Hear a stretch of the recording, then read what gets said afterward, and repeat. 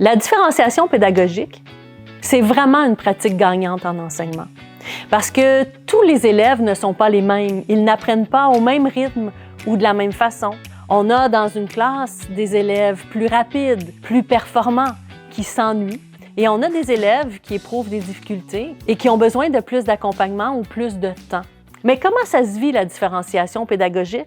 En mathématiques, on a des choix de niveau de bronze, argent, or ou platine.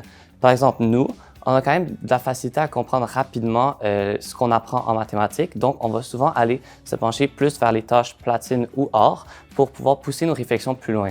On peut même apprendre de la matière qui est secondaire 5 ou qui va même aller à des notions du cégep qu'on n'apprendrait pas nécessairement dans notre programme de maths régulier.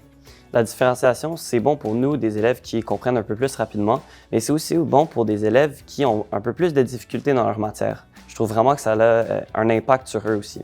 Un autre exemple de différenciation dans notre quotidien, c'est les ateliers découvertes. À la fin de l'atelier découverte de génie et défis, on peut faire des projets personnalisés.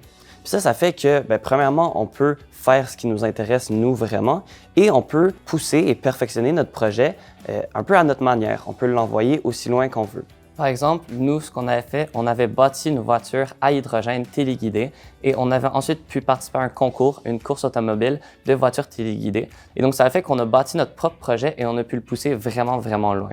Finalement, pour nous, la différenciation, ça fait que le travail, en fait, il est un peu moins ennuyant et ça nous motive dans nos cours de mathématiques ou, par exemple, d'ateliers découvertes.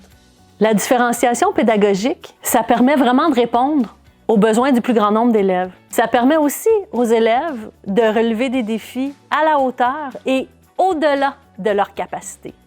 Et c'est ce qui fait qu'ils demeurent motivés et engagés.